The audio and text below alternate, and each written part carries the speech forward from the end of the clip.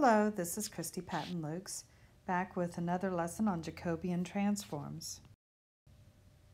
In this lesson, we will be looking on when we should use Jacobian transforms as our method for working with partial derivatives, and we will gain a little bit more practice using this technique. So there are two times when Jacobian transforms are going to be very beneficial. The first one is when the path includes variables that are not measurable.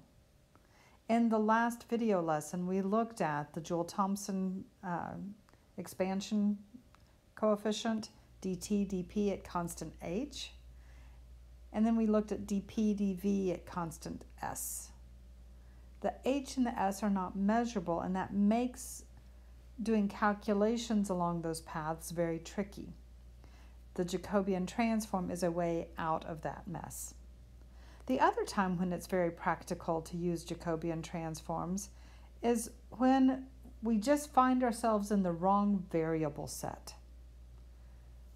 One of the times that happens is when you're trying to use an equation of state to relate pressure, volume, and temperature instead of assuming that you'll be able to find data for compressibility factors. Most of these are written for pressure as a function of volume and temperature.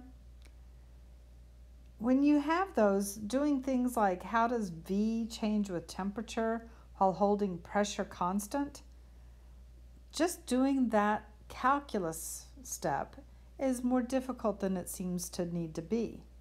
So if we were to instead rewrite it so that it's a function of V and T instead of T and P, that might help us out. So we'll look at an example of this last case today. So in the previous video, we found that the Joule-Thomson coefficient dt dp at constant h could be rewritten as dh dp at constant t over dh dt at constant p. But this isn't very useful if we were going to use something like the van der Waal equation. Now, we'll be talking about the van der Waal equation in the next lesson, but let me just remind you what that is. P is equal to RT over V minus B minus A over V squared. And these are intensive V's. So we have this, and it's not too hard to solve for T. It's already in form solved for P, but to solve explicitly for V is a little tricky because it's third order if you multiply that out and get rid of those fractions. So therefore, we would like to do something else. So we're going to go back and start over on our dt dp at constant h. So I've got dt, the path is h, dp with path h. But this time, because p is a function of t and v, I'm going to introduce the variables t and v rather than t and p. So this is dth dtv over dph dtv. Now, I would say at this point probably you're thinking, well, this is really ugly. And it is. It's not a beautiful expression, but it is going to be something that we can actually successfully work with. So the first group, the t's are in common. They will define my path. This is dh dv at constant temperature. On the bottom, I don't have anything in common, so I'll use the determinant. This is dp dt, constant v, dh dv, constant t, minus dp dv, constant t, dh dt, constant v. All right, so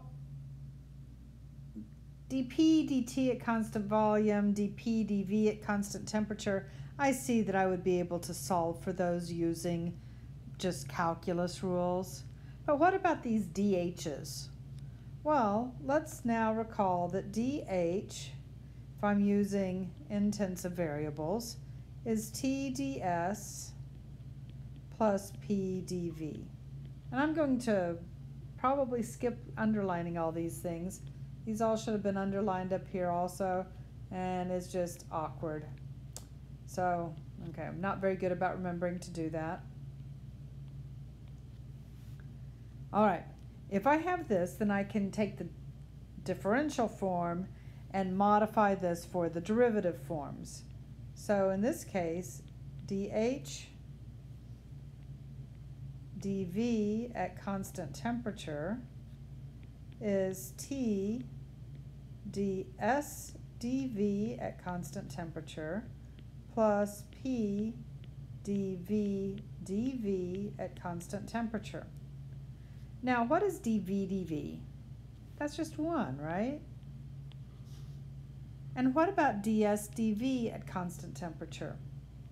This is one of those cases where we're going to use a Maxwell. So this is going to equal T dP dt at constant volume plus P times 1. Now what about the other group, dH dt at constant volume?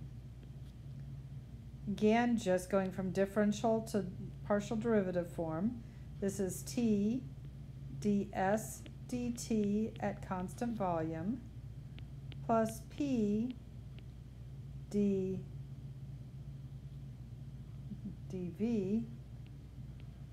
dt at constant volume. Now, how does volume change if I'm holding V constant? It doesn't. That's 0. And T ds dt at constant volume, that's C sub V. So now I have these expressions I can substitute in.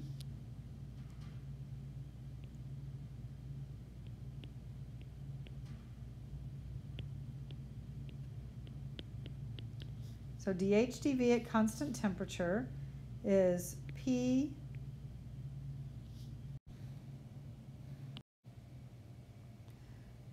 so we have P plus T dP dt at constant volume divided by that same expression times dP dt at constant volume minus dP dV at constant temperature, CV.